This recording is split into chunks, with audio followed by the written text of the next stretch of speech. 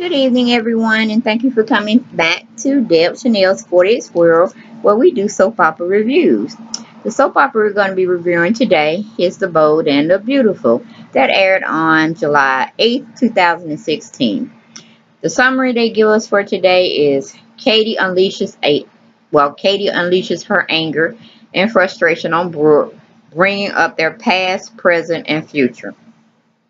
Then on the other half of the episode for today, we have Liam takes advantage of his newfound confidence and tells Steffi exactly what he feels. Okay, we always recap from the prior episode that was aired the day before, and of course we left off with Brooke basically trying to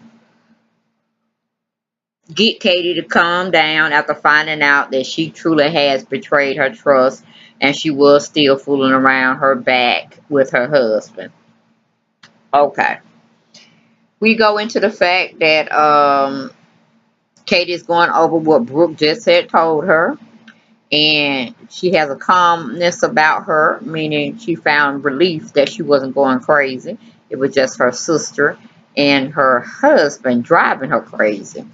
Okay, Bill is cussing out Liam, saying he changes women as quick as he changes his underwear, which was a low blow for Bill because why you getting on Liam about your infidelity and your unfaithfulness to your wife Katie? If you really wanted to do the right thing, you should have just said, I want and deserve a divorce because I'm not doing you right and I'm loving on your sister and that ain't right. But at least I'm being man enough to tell you you're not what I want anymore. Let's get a divorce. Okay? That's all he could have did, quick, fast, and hurry. And yes, it would have been messy, but at least he would have told the truth before anything got out of hand and rumors were being started. And he could have just, started fresh. Didn't care what people thought of him. Yeah, he still don't care what people think of him. But he was wrong. He know he was wrong. And how he's treating Liam, that's a guilty conscience. Right up, straight up. Okay? No chaser. Then we go to Thomas. Thomas is trying to help his sister clean up after the 4th of July cookout digs and stuff. Because Wyatt has made himself scarce. He's pretty much just gone over to see how his mother's was doing because she has no one in town. And he felt like he had to honor his wife's request by keeping Queen away from all the festivities of which is supposed to be a family celebration. Whether you like some of your family members or not, you're supposed to have some business about yourself as far as conducting yourself like human beings and cordially getting along with one another, regardless of how you feel about them. I mean, that's just where it is. Some people can do it, some people can't. That's the way of the world.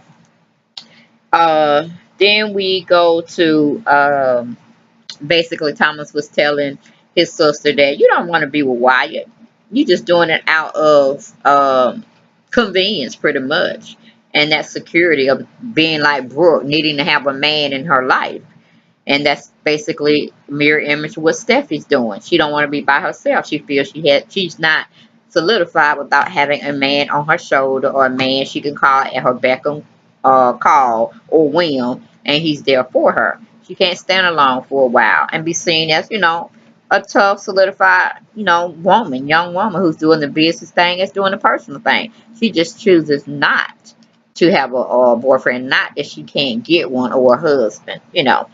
But she fits right in the same profile as Katie was running down on her sister Brooke. Steffi fits that same profile in my eyes. Okay. But like I said, Wyatt went to see Quinn, took her some leftover dinner from their cookout. And he pretty much was saying that he appreciated her not coming in crashing, just because she didn't have anyone in town and she was lonely. He respected that. But honey, Quinn is cooking on another whole different level with Daddy Forrester, Eric, and you just can't wait. We can't wait to see that debacle start to play out. And what your dear Steffi gonna think then? Because she sure ain't going to tell her granddaddy nothing. Okay? Nothing. Because he would X her out the company. Because she ain't really no Forrester to begin with.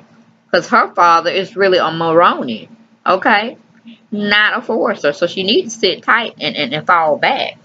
But anyway, we leave that whole entire situation. We go to Queen Quillen's texting Eric Forrester to tempt him again to come over if he will allow her. But you know, that Queen has no barriers, no rules, no form of etiquette when it comes to getting what she wants. Okay, so she will freak her own self out to get Eric Forrester. And that's pretty much where she's going, the matriarch type of solidification.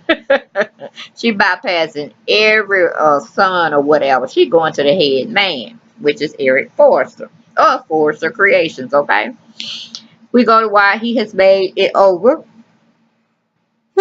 Excuse me, to see, like I said, his mother, and they're having a conversation, and you know, Wyatt is just a punk, you know, to me, because I'm like, you should stand up to your wife, say, look, my mom is coming over.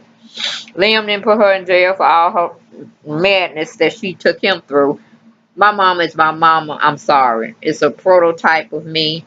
I was born from her body. So guess what? You're going to have to deal with her, okay? Point, period, and blank. And if you need to divorce me to go be where you want to be, which is with Liam, go ahead, fine. I ain't gonna stop you. I'm just tired of this shit, okay? I need my wife. I need my mother. I need both of y'all. I shouldn't have to choose. It is what it is, okay? Um, hey, where you at? Hey, where you at? Where you at? No, I'm basically I'm taping, so I was wondering, can I call you right back? All right, bye. I'm sorry about that, guys. Um, anyway, where was I? Okay, yeah. Why I was over there seeing his mama taking her some leftover food from the cookout, and then pretty much he was going over everything with her, trying to see how she's doing. She got this strange look in her eye again. He done seen it before. That's when she had Liam sold up at the cabin, you know, playing Adam and Eve and all that kind of shit. And he was like, no, see, I know that look, mama. I know where you're going with this. This is not the time to be doing some crazy underhanded shit. Okay, please, mama. That's how I get in trouble. And so it is what it is. You know what I'm saying? Just is what it is. Cause she gonna do what she wanna do, and she's already done scoped Mr. Eric Forster out. That's where she going with it. For Stephanie know, for he know, she's gonna be already probably engaged to Mr. Forster. And then what Steffi gonna do then? Anyway, I'm tired of talking about her. We go to Thomas. Thomas is telling Steffi she's feeling guilty about feeling what she really does feel. Listen, don't you always stop? What?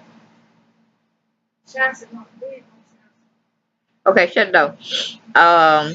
Guilty about the whole scenario. I don't got two people. I'm so sorry. People just keep coming in and disturbing me when I'm taping. Then we have Bill still going off on Liam. Liam saying Brooke is telling Katie everything right now. Bill is just fuming because he's like he could just pop Liam's neck or break some ribs on him to work. You know what I'm saying? Something to that nature. He's pretty much like, okay, it is what it is. We leave that situation. We go back to Katie. Katie's telling Brooke off, y'all. She's just coming to terms that Brooke wants her husband and her husband wants Brooke. And she seems to be at peace with that. She's okay. She's okay with all of that knowledge because she's bringing up past incidents, saying, you know, you don't give a crap about nobody. You know, you just never got over dad leaving us. And you done went totally back into a whole psychological type of messed up scenario in your head. You the one need help. She go back to saying, you know, you took your daughter's husband from her. I mean, Bridget and Nick. You remember they were married? She messed around and married Nick. And she messed around. Damn, she took two people from her daughter. Because she took, actually, Deacon. No, that was her dad. That was, okay. No, okay. I don't know how Deacon got into the mix. But he was dating somebody. And that she took that person from, it was a family member, I'm sure, how she ever hooked up with Deacon. Because she ended up having hope. So I just don't know how to really that transpired, but it is what it is with that one. Then she went to Thorne, you know, then she went to Eric Forster. Then she, of course, you know, she had Ridge. So I mean, she just really have been a little hole, a slut hole from the battle, just like Katie was telling her. You know, she don't understand what is going on, why it's going on, but she know it's not her. She's very relieved. she can just get some depression medication if that's or talk therapy. That's probably what she needs. But she pretty much was telling Brooke straight off, and I was here for it. You know, I mean, she went past, present, and future on her ass. And she pretty much told Brooke, look, I can't take you anymore. I cannot have you in my life. I can't have Bill in my life. Y'all can just go and let have with one another. But, you know, Bill's not going to see his son. Now I can kind of understand why Liam mama didn't want Liam to know who his father was throughout his formative years and growing up till he was a grown man. Same thing with Quinn. She kept Wyatt from him. And they didn't get to town and trying to find out who Bill Spitz was till, you know, Wyatt was a grown ass man. And that was his first child, which was Wyatt, who acts totally like him. And she said, I'm going to do Will the same way. I don't want Bill to taint my son and put him in all these lies and, you know, just a lot of mess. I don't want him to be bothered with you as being his aunt and Bill as being his father, because y'all are just not right. Y'all are not moral products of society. And I don't want to have anything to do with you all. Honey, she would keep telling Brooke she would always remember all the good things about her, all her beautifulness, you know, the golden one, how she called it her sister. And always everybody saw, what do you call it? In her shadows. You know, everybody seeing her before they see anybody else that's behind her, because she captivates them so much with her light. You know, like she's some kind of angel, she was trying to say. She said she can't compete no more. She refused to compete with her. So basically, she said she cutting her off. She has no more further contact with her in her future. Bill might well get ready because she's going to get him a battle because he's in her past. So she was like picking them up and shutting them down. All, you know, on all fronts of that matter. So, we leave that situation because we go to commercial. We come back out the commercial. We have Quinn. Quinn is talking crazy to Wyatt about one day being able to celebrate with him and the Forrester family. Of course, Wyatt is looking at her like she crazy. Like, where's your pills, honey? Have you heard anything I've been telling you? We go to Bill. Bill is saying it should have been him to tell his wife, saying he's telling Liam this. And he's also saying, Liam, it's all about timing. And you took that away from me. And then he gets so angry, he just takes the drink that he had poured for himself to drink, to numb his feelings. He just threw it in the fireplace and it just shattered everywhere. And it kind of scared the hell out of Liam. So he pretty much got the hell out of there a few minutes after that. We leave that situation, we go to Katie. Katie is basically telling Brooke she's sick and she needs help. You know, giving her a psychological speech evaluation 101 textbook. If you want to, you know, visualize that, about her issues with men, and it goes all the way back to stemming from when their dad left their mom. And you know, she said somebody should have told you dad had left. Dad had left us, we didn't leave him. Okay, everybody saw some way of fixing it when they were empty and lonely, but you chose to go and just go through me and like drinking water, you know. And so I mean, she was really getting on her very professionally, very getting another woman together that only a woman can do, like I always said. Whoa, it was just crazy, crazy, crazy. Um, she said, you're looking for every man to fill your emptiness that dad robbed of you. Yes, you was his firstborn daughter, but Storm was his firstborn son. You know, what would you think mom or Storm would think about you? You know, and she goes, Brooke goes to crying and carrying on. She said, you're going to always be that little slut from the valley. Nothing will ever change. I remember Stephanie Forster telling her that shit too, you know, because she ran after her husband, which was Eric Forster. So like I said, Brooke done been through everybody in that one family Forster. Now she going through the Spencer family. It ain't number one of them. Hopefully she would not try to sleep with Liam or why. I mean, come on, I'll have to stop looking at it then, because the writers don't went totally off the mark, and flew in and crashed and burned in a canyon somewhere. If they ever try to put that in a storyline, but it is what it is. Then we go commercial. We come back from commercial. We have Liam. He comes over to tell Steffi his good news, because the only thing he could see is trying to get Steffi back, because he ain't listening to nothing his dad is talking about morality, about respecting marriage, about respecting other people, this, that, and the other. He ain't caring about none of that stuff. So he comes in asking his wife there. Steffi said no. He goes in to say good, because I probably had to get rid of him. I'm like, what, Liam? What? What? Are you crazy? He about as loony being as Quinn here. But anyway, he goes on to tell Steffi his dad was cheating behind Katie's back with Brooke. And of course, Stephanie has her mouth wide open like she can't believe it. Um, he gives Steffi the whole 411 on all the infidelities that he shared with Brooke from way back when up to this point of him finding out. He goes on to tell Steffi she's back on his radar. He ain't going nowhere. He going full throttle for her, so she might well, come along for the ride. Of course, she looking all stupid, and he embraces her and he kisses her. Doesn't seem like she was trying to kiss him back, but then she ain't stepped back either. So she took the kiss. We could say she was in receipt of the kiss. We didn't say she was responding back. We'll leave it in like that. So we go to Katie. Katie's giving her a list of men, like I said, past men she's had. Meaning Brooke, she brings up Storm, like I had told you in a moment, and what their perception would be of Brooke and her actions and what she's done to disrupt the family, and it pretty much tear the family apart. When we're talking about the Logan clan. Then Katie tells Brooke, "You lied to my face. You made me feel like I was basically going crazy. I was swimming in the puddles of insecurities, and you were just letting me watch. And you wasn't even trying to help me. You knew I was struggling, and I was mentally unstable. And you made me feel like all this stuff was really happening. All my insecurities were founded, but you knew they wouldn't. And how could you do that to your own sister, your own flesh and blood? So I was feeling that's an ass whooping for me, for my sister. No holds barred, no way. I would have been whooping ass, but she was just really playing her part as a true actress that has definitely studied the field of acting. She played it so good because she was good. I wanted to get hands on my sister, a sibling, but she just really like got her together with words that hit below the belt, under the toes, under the feet, up in the head. They're everywhere. They just sent like laser energy throughout her body that she didn't want. You know how you get tasered by the police? If you had that experience before, I never have, but I've seen it. It looks very painful. But it's that's pretty much how she was stabbing at Brooke with everything she had. And I was here for it. It was a very exciting scene. Y'all need to try to look at it. If you didn't get to see today's episode or yesterday's episode, you really missed out because Katie was, whoop, honey, that was like totally pure 100% and then some acting. And what you could really probably tell a person in face to face in person in real life reality.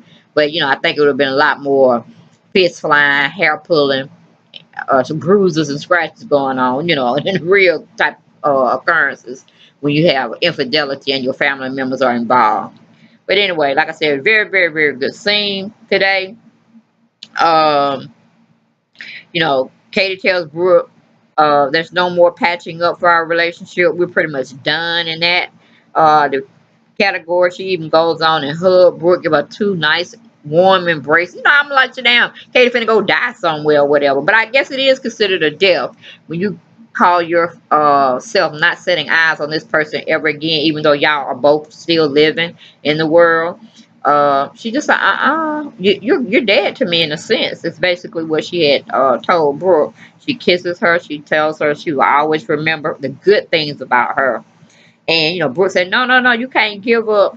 Your husband. It was me. Remember, I'm slit hold of her whole of the valley and all this kind of stuff. And she was just looking at her like, you still ain't heard nothing I said. Nothing. I said, I told you I didn't want my husband. You can have him. You do whatever you want to. I don't want you in my life. And Will's not gonna know none of y'all. So I was like, at first I was saying yesterday, which I'm still on the ropes because I still feel, Will done got attached to his dad, and now so you can't like jack him out of his life because he knows his dad. He wants to see his dad, and you're gonna have major concerns with that. But when Liam and Wyatt were growing up, they didn't have their dad. They never saw their dad, so it was okay for them not to have contact until they got older. and you gave them information to probably go link up. You know, Hope pretty much brought Liam and Wyatt to their dad. So that was the common denominator in that one, or they probably would have never hooked up with Bill Spencer and knew that he had children or brought it to him that he had children. So it just is what it is on that particular situation. But I think Katie, since Will has definitely had his dad in his life since birth, she cannot do that to him. And legally, even though he pretty much mentally disturbed her, I wouldn't even try to take half his company, but he'll be paying me whether I got married again or not. He would be paying me out the bazooka for the rest of my years on the earth. He would definitely be taking care of Will. And it just is what it is. You cannot, if you're saying you're strong enough now, you're not insane from all the feelings that they took you through, both your sister and your soon to be ex husband. You got to grow from that and make yourself better. And maybe later down the road, you can forgive both of them and be able to be in the midst of tolerating them for family gatherings. But right now, yeah, I think you do need to separate yourself, because you got to go back and get all your what do you call it? It's self-esteem that you lost in so many months or probably years. How y'all letting us know on the story, it could be months and years we don't went through this scenario when it's just been on a couple of weeks in reality, our reality of looking at it and viewing it on a daily basis. So it is what it is. I wish them well, but it was something that needed to happen, because you can't be in a relationship with somebody that really don't want to be with you, and they're being secretive and doing things behind your back. You'll never measure up to them. Those are insecurities and low self-esteem type functions that you don't need to be dealing yourself with. Get your own damn company. You don't need to take Bill's company.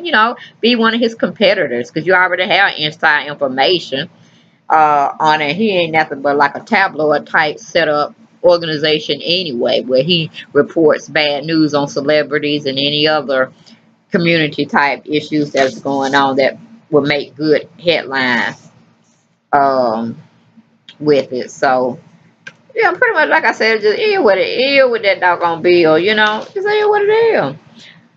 But anyway, we go to commercial. We come back from commercial. We have Wyatt prior to leaving from seeing his mom. He pleads for her to stay away from the forces and him and Steffi. He'll contact her and come over here to see her, or come over where she want to meet him. Quinn receives a response text that the original text she had sent off to Eric Forster, saying because she see him later on that day. He responds back to her while Wyatt's there. She gets all giddy, and he's trying to figure out what's going on with that, but he's not pressuring it, because sooner or later he's gonna find out who it is anyway. But it was Eric saying he's at work right now and he'll call her later. Maybe he do want to hook up. And that's why she gets so giddy about it. Then we go to Brooke is telling Katie, what about Bill? Katie says, Brooke, you can like I said, have Bill. She's vowed to keep Will away from Bill. Um, Brooke is not liking none of that ideal, but hey, Brooke, sit your ass down pretty much, because you don't did enough. You don't need to be saying anything of what Katie should or should not be doing. I don't think you done lost that right 10 times over. So we move from that situation. Like I said before, Katie actually leaves Brooke at Liam's beach house. She goes on and saying, this is the last time you're gonna see me. At first I thought Katie finna go kill herself or whatever, but I'm like, nah, she too sharp of a woman for that, because she done got all the truth that she needed to have to be able to move on securely in her own feelings and everything. About her not matching up with Brooke and being compared to Brooke. She need to work on that, because Brooke is just every man's fantasy, in a sense. And she just a knockoff chick. And she never have anything unless it would be with Ridge again, because Ridge is the only one that she kept going back and forth with. The other ones was just like Katie said, men running through her hands like sand, that you pick up off the ground and you just spread your hands and just seeks through. So that is what it is. But like I said, Katie gives her sister a goodbye kiss. Um, and that's really the last and final scene of today's episode. Uh, and she don't look back at Brooke once she leaves, and Brooke is just there in pain. So Katie walks out. She looks at the sky like she's got a new leaf on life. She kind of did a inhale, exhale type moment. And she just, closed the door, wiped her eyes, and walked on into the sunset, honey. I don't know where she going because I don't think she drove over there. She walked over there. So I don't know where Katie going. She doing a lot of walking these days instead of driving. So it's gonna be some fierce madness come next week, I'm sure. Um, but that was pretty much it. She left Brooke at Liam's house crying like a baby, like she didn't know she needed somebody to hug her. But I was glad nobody there was to hug her, because she didn't need all that. She started all the shit, and then she got to sit in her own truth, her own shit, and get out of it. You know what I'm saying? Without a man's help. But I don't know. Maybe it's their time to be together, Bill and Brooke. Go on, let have with that and see where that ends up. Whether y'all stay together, like Katie said. Y'all may make that couple transition and y'all may be there for years till y'all get old and gray. But hey, if not, it ain't none of her concern no more, 'cause she don't give a fuck what y'all do. So that's pretty much it, guys. Um, that was my recap of the review of today's episode of The Bold and Beautiful. Make sure you thumbs it up. Make sure you share my video or tell people about my video to go view it. Subscribe to the channel. Really appreciate you all. Love you all. And blessings to you and yours. And I will catch you all next week. Have a beautiful weekend, a safe weekend. And stay out the heat if you're in Atlanta or any other southern place where the heat is just too much to bear. Because right now it's what, 7 something in the evening, and we're still talking about almost close to 100 degrees. That's really, oh, I'm telling you, woo, where is the coolness fall and winter when we need it? All right. But anyway, love and blessings. Stay hydrated, and I'll talk to you on Monday, God willing. Thank you. Bye bye.